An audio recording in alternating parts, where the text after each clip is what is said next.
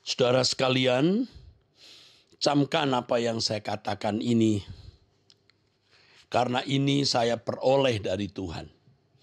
Bahwa ketika suatu saat kita menghadap Allah dan melihat kemuliaannya yang dahsyat, keagungan dan kebesarannya, kita akan mengerti betapa berharganya setiap detik yang kita miliki. Mungkin saudara bertanya, apa hubungannya antara kemuliaan Allah, kebesarannya dengan waktu kita sekarang? Saudara, ketika kita ada di hadapan Allah, menghadap Allah, kita merasakan kemuliaan keagungannya, baru kita tahu betapa terhormatnya, betapa mulianya, betapa semestinya kita melayani Tuhan. Nah, baru kita akan mengerti. Mestinya setiap detik, menit, jam, hari, minggu, bulan, tahun-tahun yang kita miliki, yang hanya satu kali kita miliki dalam kesempatan hidup, kita gunakan untuk melakukan apa yang Bapa kehendaki. Tentu yang pertama yang Bapa kehendaki adalah kehidupan yang tidak bercacat, kehidupan yang tak bercela, hidup kudus sesuai dengan standar Allah. Saudaraku, jangan kita kecil hati, mental block, berpikir bahwa itu tidak bisa dicapai. Itu fitnah dari iblis kuasa jahat. Itu penghujatan sebenarnya. Kesucian kehidupan yang tidak bercacat, tidak bercela itu sebuah keniscayaan yang bisa kita capai. Coba saudara belajar, berusaha, berjuang. Roh Kudus akan menolong. Tahap demi tahap saudara akan bisa mengerti bahwa itu bisa kita capai. Kalau dulu kita berpikir bahwa itu mustahil, kita berpikir bahwa kesucian kehidupan yang tidak bercela hanya bisa kita capai nanti di surga. Saya pun berpikir begitu. Itu yang membuat kita melakukan kompromi-kompromi.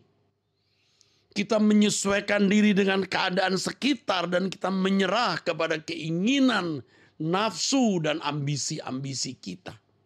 Tanpa kita sadari. Satu sisi kita bisa bicara mengenai kebenaran tentang Tuhan, tentang pelayanan, tentang kehidupan yang Allah kehendaki untuk berkenan. Tapi sisi lain kita tidak maksimal berjuang untuk mencapai kekudusan dan kesucian.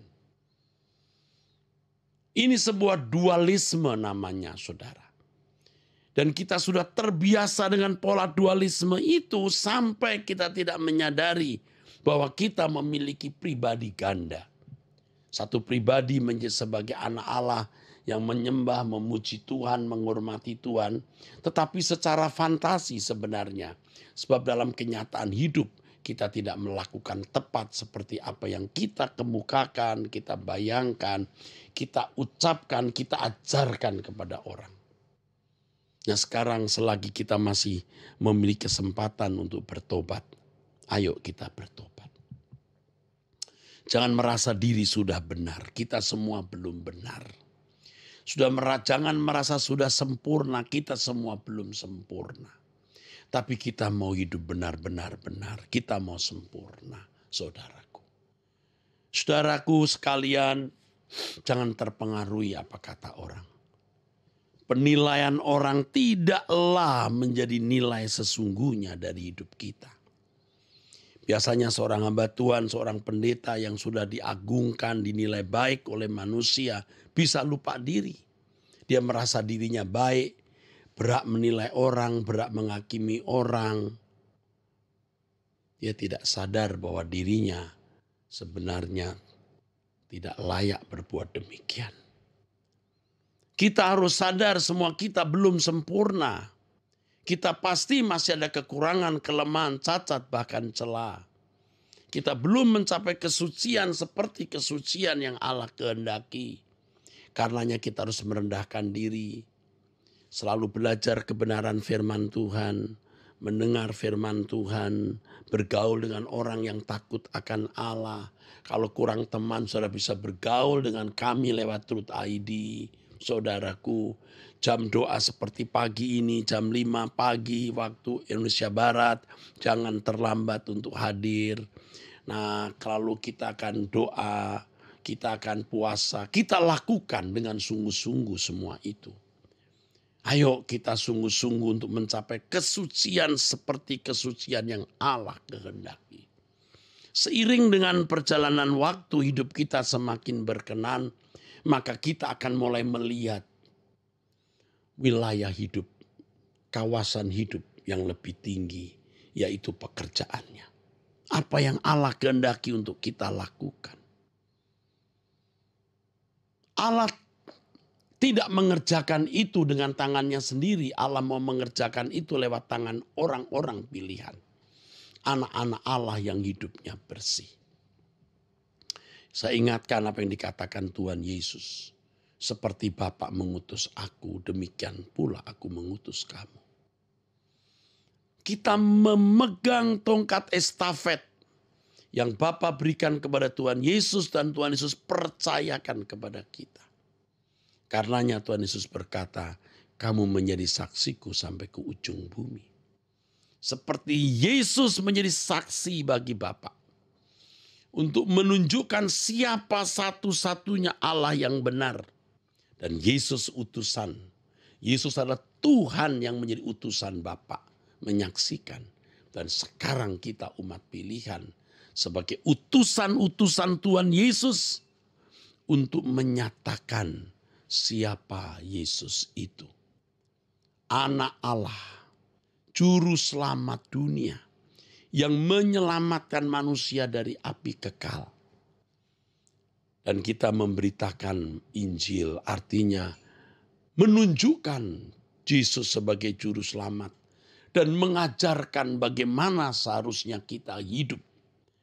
Hidup sebagai makhluk ciptaan, sebagai anak Allah yang menghormati Allah, yang melayani Allah Bapa, hidup menjadi kesukaan hati Allah Bapa. Maka saudara, kalau kita benar-benar mulai sejak hidup ini sudah menghayati kebesaran, kedahsyatan, kemuliaan Allah, kita menggunakan setiap detik, menit, jam, hari, minggu, bulan, tahun kita untuk hidup berkenan di hadapan Allah. Untuk berjuang mencapai kesucian Tuhan dan memenuhi rencananya, yaitu memenuhi pekerjaan Allah. Betapa bahagianya kita. Setiap kita pasti punya tempat. Setiap kita pasti memiliki tempat di mana kita bisa mengabdi kepada Tuhan. Saudara, ayo kita bekerja bagi Tuhan. Tanyakan kepada Tuhan, jangan bertanya kepada saya, saudara nanti malah bisa salah. Apa yang saudara harus lakukan untuk Tuhan? Tanya, apa yang harus saudara lakukan?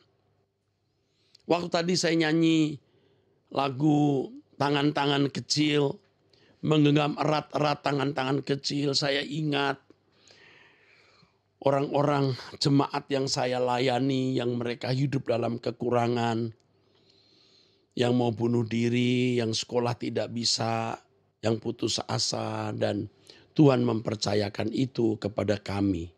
Saya tidak katakan kepada saya pribadi, karena di sekitar saya ada hamba-hamba Tuhan yang mereka mengambil bagian dalam pekerjaan ini. Bahkan kadang-kadang saya begitu banyak tugas kesibukan, saya mempercayakan kepada mereka. Tangan-tangan kecil juga para mahasiswa STT Ekumene yang saya datangkan dari daerah, yang Allah datangkan dari daerah. Yang Tuhan kiranya akan persiapkan mereka jadi perwira-perwira tinggi kerajaan Allah. Tangan-tangan kecil yang suatu hari akan jadi jenderal-jenderal Tuhan. Saudaraku, saya ingat itu, saudaraku, hati saya pecah. Dan suatu hari kalau saya sudah meninggal dunia, saya menghadap Bapa di surga. Saya katakan, Bapakku telah menyelesaikan tugas. Aku cium kaki Tuhan Yesus yang berlubang paku dan kubisikkan, hamba mencintaimu. Saudara, ayo kita setia ikut Tuhan. Kita akhiri doa pagi ini dengan pujian Bapa, ku cinta Bapa. Dengan segenap hatiku, dengan segenap jiwaku. Bapa, ku cinta Bapa. Dengan segenap hatiku, dengan segenap jiwaku, segenap akal budiku, Lord. Bapa, Lord, ku mau setia, turut semua kehendak-Mu. Bapa kami, hanya Engkau yang ku cinta, bagiku Kau segalanya. Betapa ku cinta Elohim Yahweh, Bapakku. Betapa ku cinta Tuhan Yesus Rajaku. Saudara, mari kita angkat tangan, katakan, ku cinta Kau. Angkat tangan, katakan, ku cinta Kau. Ku cinta Kau selamanya. Hanya Kau yang ku cinta, hanya Kau yang ku cinta, hanya Kau yang ku cinta. Segala berkat anugerah dari Elohim Yahweh Allah Bapa, dalam nama Tuhan Yesus Kristus turun atas saudara, menyertai kita sekalian saat ini sampai selama-lamanya. Amin. Amin. Tuhan memberkati. Sampai jumpa besok pagi. Tuhan memberkati.